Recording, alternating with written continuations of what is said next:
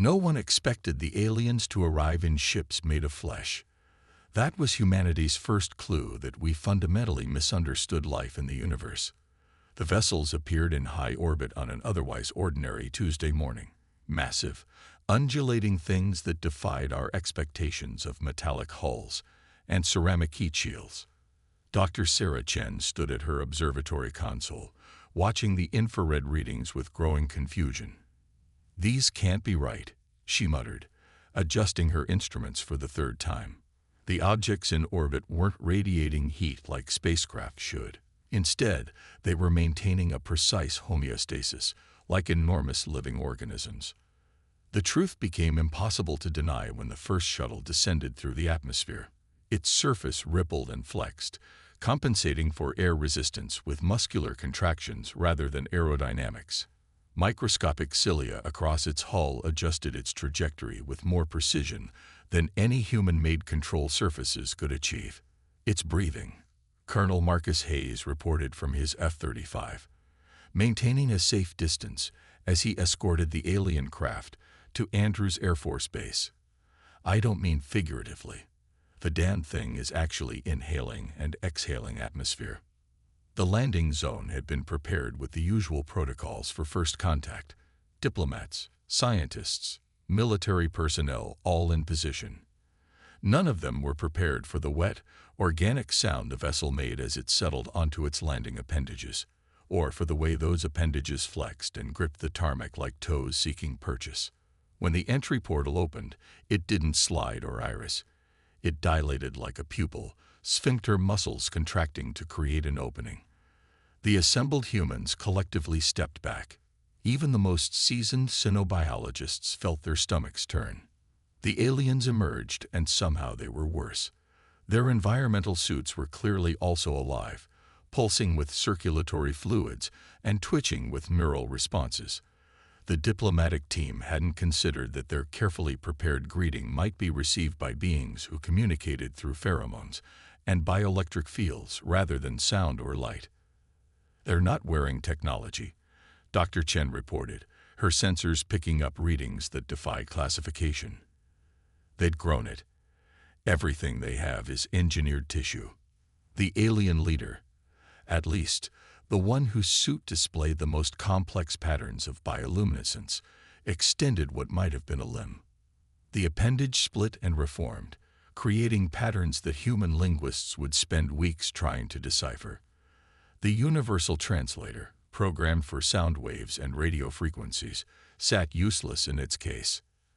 Admiral Helena Ross, chosen to lead the human delegation, stepped forward despite her instincts screaming at the wrongness before her.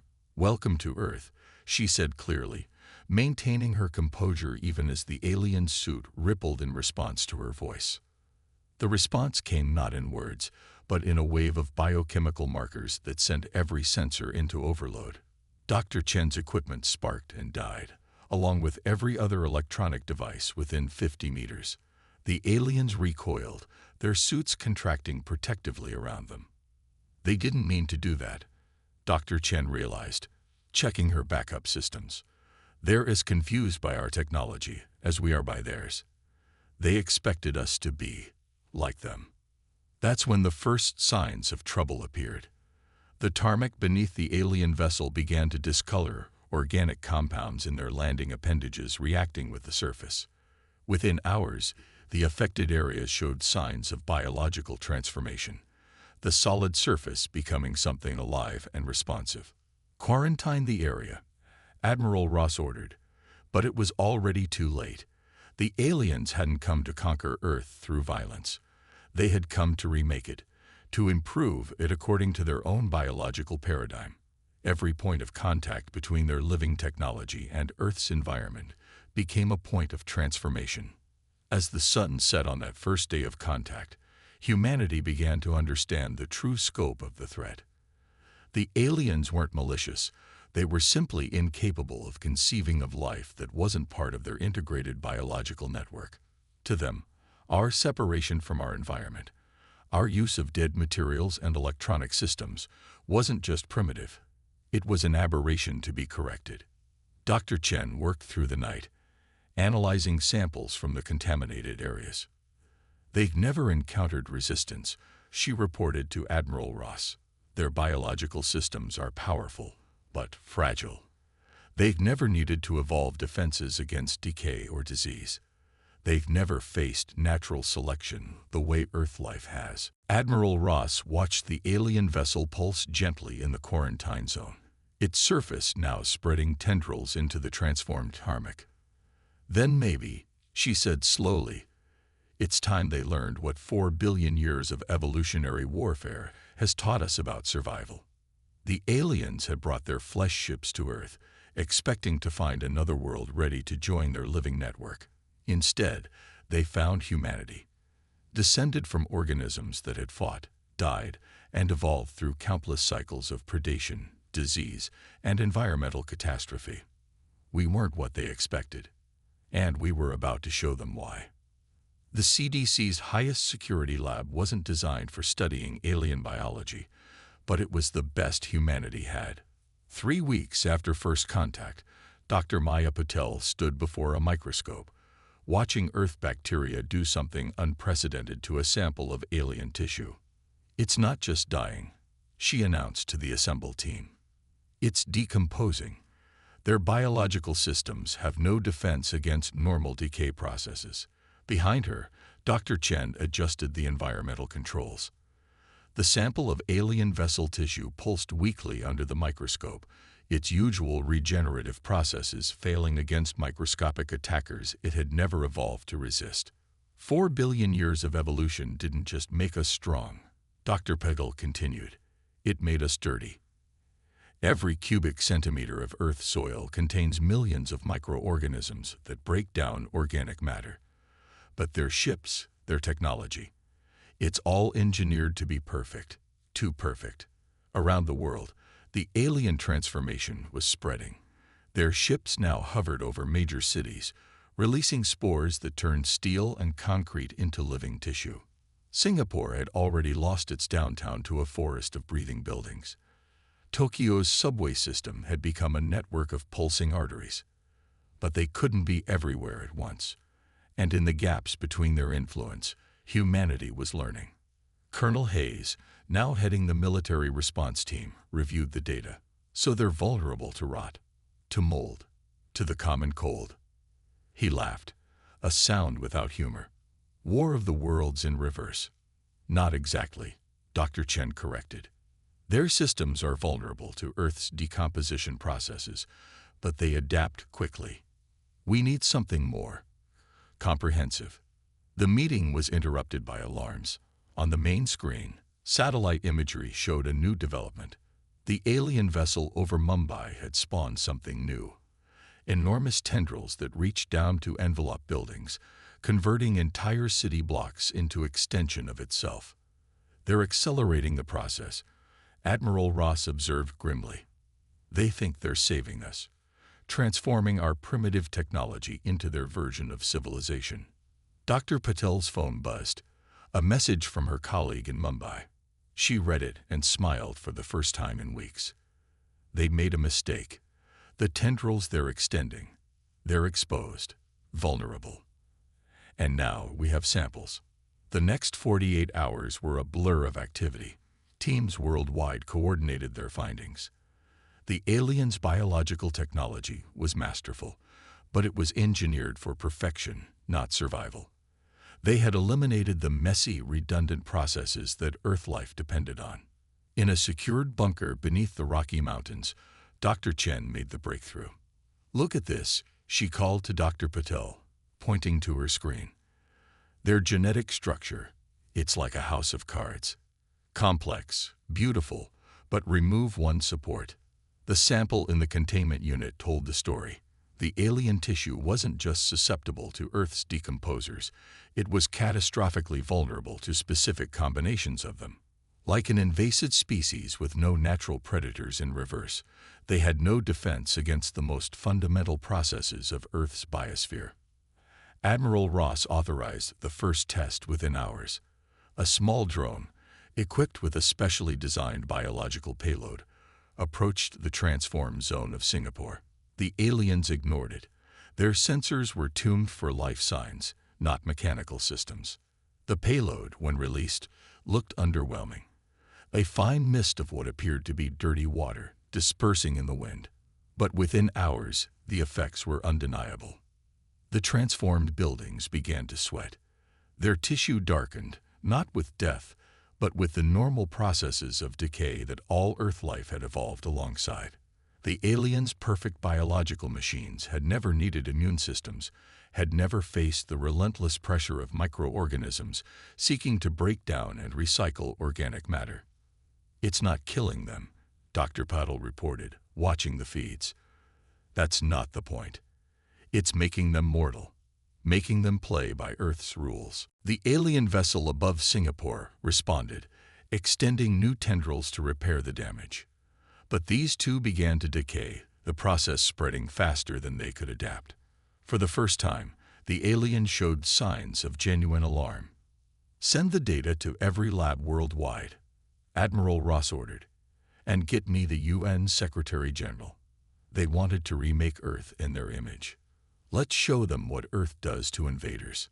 Dr. Chen watched the satellite feeds, her expression thoughtful. "They've never failed before," she mused. "Never faced resistance they couldn't simply absorb and convert. I don't think they even understand what's happening." "They're about to learn," Colonel Hayes said grimly. "Earth isn't just our planet. It's our ally.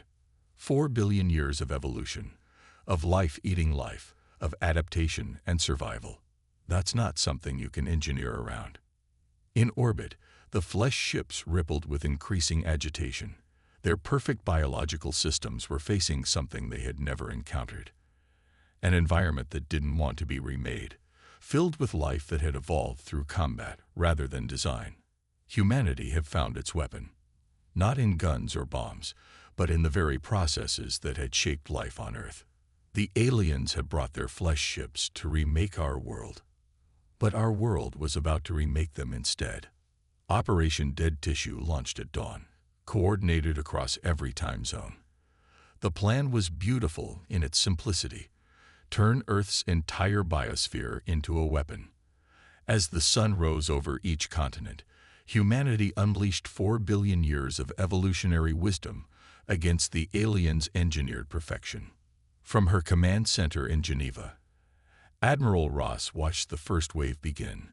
Crop dusting planes, modified fire trucks, and even civilian drones took to the air worldwide, each carrying payloads of what Dr. Patel had dubbed nature's cleanup crew, carefully cultivated mixtures of Earth's most efficient decomposers. "First dispersal successful over transformed sectors in Bangkok," reported Colonel Hayes, tracking the operation's Asia-Pacific component. "Spreading faster than their tissue can adapt. The biological conversion is already showing signs of reversal." The aliens' response was immediate and revealing. Their ships, previously maintaining a dignified hover over major cities, began to writhe in patterns that suggested panic. New defensive structures erupted from their surfaces, layers of rapidly generated tissue attempting to shield against the microscopic assault. Dr. Chen, monitoring from a mobile lab in Berlin, noted the response with satisfaction.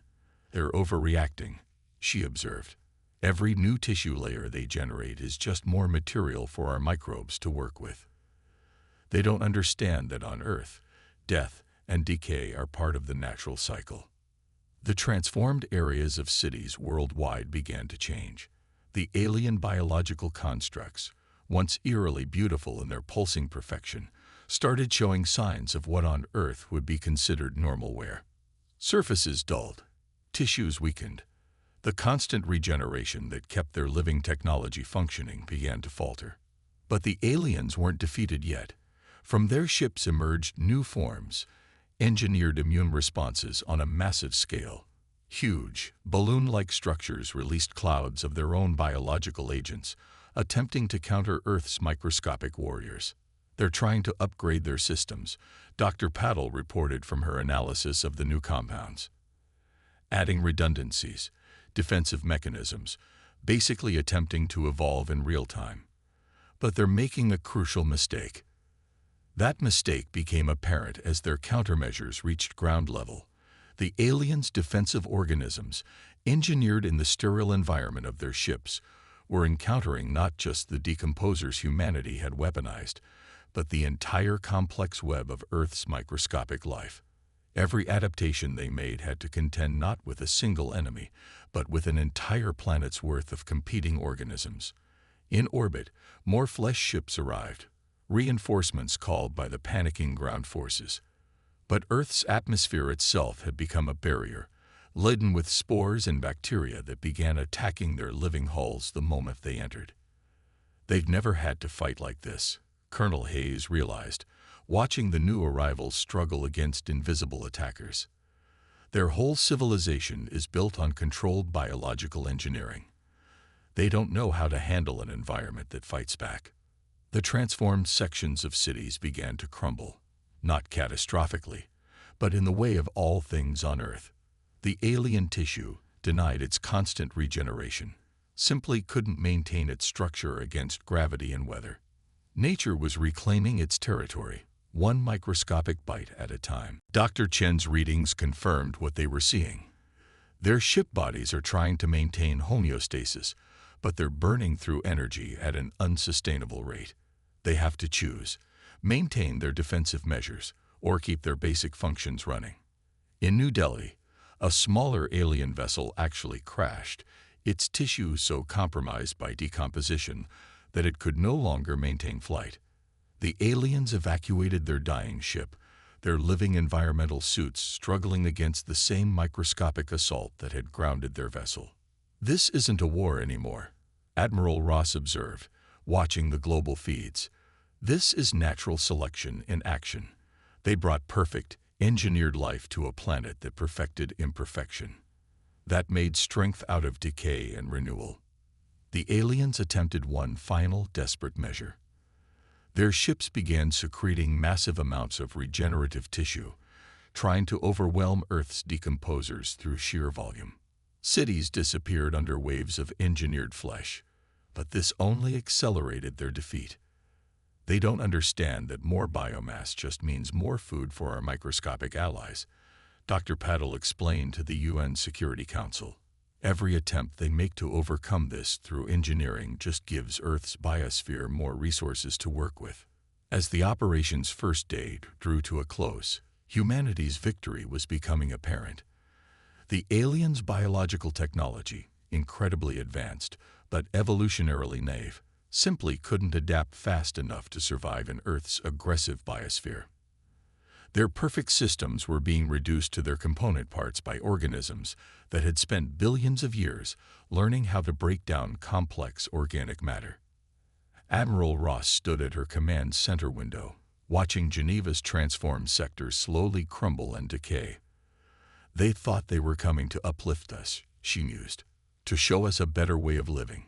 Instead, we showed them what real biological advancement looks like. Not engineering, but evolution. Not perfection, but adaptation. In orbit, the flesh ships began to retreat, their surfaces visibly degrading even in the vacuum of space. They had come to remake Earth in their image. But instead, Earth had reminded them of a fundamental truth. Life isn't about perfection. It's about survival. And humanity, shaped by the same brutal processes that were now defeating the aliens, stood ready to drive that lesson home. The aliens called for help. That was the first sign that humanity had them truly rattled. Dr. Chen's deep space monitoring stations picked up the signals, not radio waves or light pulses, but complex biological markers broadcast into space by specialized organs grown from their ship's dying flesh. They're scared, she reported to the emergency UN session. Their distress calls are being broadcast on every biological frequency they can generate. And the message is always the same. The world that rots is consuming us. 3 months into Operation Dead Tissue, Earth's victory was no longer in question. The real challenge now was preventing the aliens' dying biological technology from causing ecological disasters as it decomposed. Dr. Paddle stood in what had once been downtown Sydney, now a wasteland of decaying alien tissue. She adjusted her hazmat suit and took another sample. They're still trying to adapt, she noted, studying the tissue structure. But each adaptation just makes them more vulnerable to a different Earth organism. It's like watching compressed evolution in reverse. The remaining flesh ships in orbit had retreated to higher altitudes, desperately trying to avoid the cloud of microscopic life that now surrounded Earth like a defensive shield. Their once smooth surfaces were mottled with patches of decay, their movements increasingly erratic. Admiral Ross coordinated the global cleanup from a new facility in Montana, well away from any transform zones. "Have the new defense platforms ready?" she asked Colonel Hayes. He nodded, pulling up the schematics. 30 satellites, each carrying concentrated samples of our most aggressive decomposers. If any new flesh ships enter orbit, we can ensure they receive a proper Earth welcome. The aliens' last major offensive came at sunset. Their ships, now clearly showing signs of severe tissue degradation, made one final attempt to overwhelm Earth's defenses. They released everything they had, waves of engineered organisms, each more complex than the last, designed to counter Earth's decomposers. Dr. Chen watched the readings with growing amazement. "They still don't understand," she said. "Look at these designs. They're beautiful, perfect, engineered to counter specific threats. But that's the problem. They're too specific, too perfect." She was right. Each new alien organism successfully countered one or two of Earth's decomposers, but immediately fell victim to dozens of others. The aliens' engineering prowess was impressive, but they couldn't match the sheer diversity of Earth's microscopic ecosystem. "It's like they're playing chess," Colonel Hayes observed, "while Earth is playing every game ever invented, all at once." The transformed zones in major cities began to collapse entirely, the alien tissue finally losing its battle against gravity and decay. But even this worked against the aliens. Each collapse released clouds of Earth's decomposers into the air, further contaminating the atmosphere for their ships. Dr. Patel's team made another crucial discovery in the ruins of what had once been the aliens' ground-based research facility in Brazil. "They've never dealt with anything like this before," she reported. "Their records show they've transformed thousands of worlds, but they were all sterile, dead. They've never encountered a planet with an active biosphere as complex as Earth's." Admiral Ross considered this. "So they're not just fighting us," she realized. "They're fighting the entire planet. Every microbe, every spore, every bit of fungus and bacteria that evolved on Earth. It's all part of our defense system." In orbit, another flesh ship succumbed to decay, its massive body breaking apart in the thermosphere. The remaining ships attempted to rescue their dying companions, but only succeeded in exposing themselves to more contamination. "They're receiving reinforcements," Dr. Chen reported, monitoring the deep space signals. "But the reinforcements are being mourned away. The aliens have declared Earth a plague world, too dangerous to approach." Humanity watched as their invaders, who had arrived with such overwhelming biological superiority, were reduced to retreating from what they now considered a cosmic hazard. Their perfect living technology, engineered over millennia, couldn't survive even a few months of exposure to Earth's aggressive biosphere. "Send out the cleanup crews," Admiral Ross ordered. "And get me the UN Secretary General. It's time we discussed planetary quarantine procedures. We need to make sure none of their biological material survives to threaten Earth's ecosystem." As the sun set on another day of victory, Dr. Petal stood in her lab, examining samples from the latest collapsed alien structure.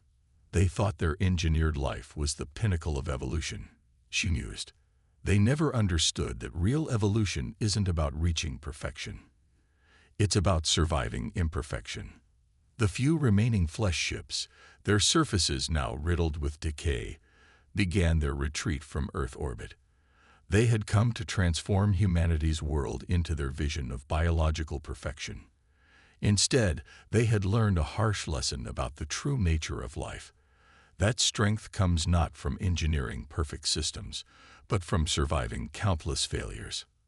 Earth's biosphere, shaped by billions of years of competition, cooperation, and adaptation, had proven more resilient than any engineered perfection.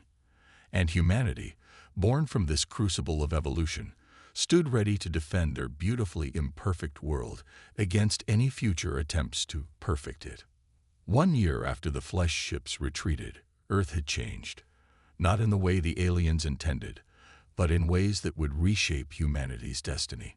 Dr. Chen stood at her upgraded observatory, now equipped with biosensors, as well as traditional telescopes, watching the peculiar barrier that Earth's biosphere had become.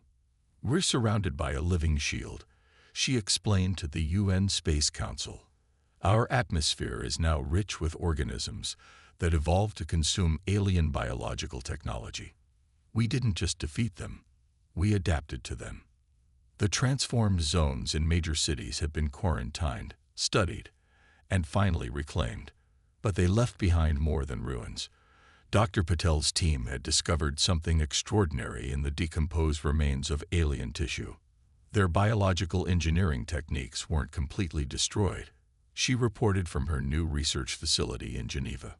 "We've recovered fragments of their knowledge, not from computers or documents, but encoded in the very cells of their living technology. And what we're learning is revolutionary." Admiral Ross, now heading the newly formed Biological Defense Initiative, reviewed the latest findings. The aliens' defeat had taught humanity crucial lessons about their own strength and their potential. They thought they were perfect. She addressed the graduating class of the new Biodefense Academy. But perfection is static. Earth life, human life. We're messy, adaptable, always changing. That's not our weakness.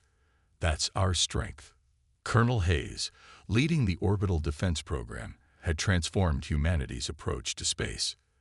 The new defense satellites carried both traditional weapons and biological countermeasures. Earth's first line of defense was now its microscopic allies, ready to challenge any future biological invaders. But the most profound changes were happening in laboratories worldwide. Dr. Chen's team had made the breakthrough first, using recovered alien biological principles combined with Earth's evolutionary adaptability. "We're not copying their technology," she explained to a packed conference hall. "We're learning from their mistakes. They engineered for perfection. We're engineering for adaptation." The first human bioships were nothing like the aliens' flesh vessels.